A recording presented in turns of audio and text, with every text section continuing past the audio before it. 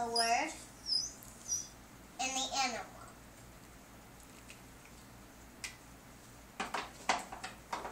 So, what we're learning about is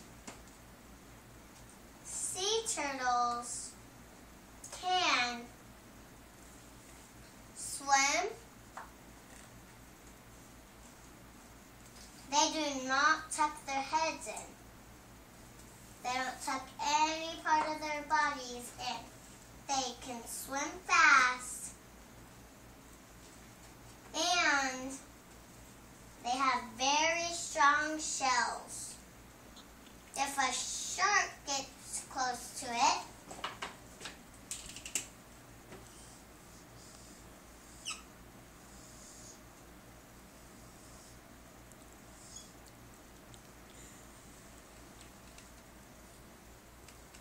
it will not get hurt.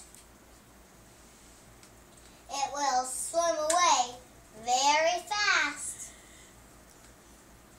so the shark will not eat it.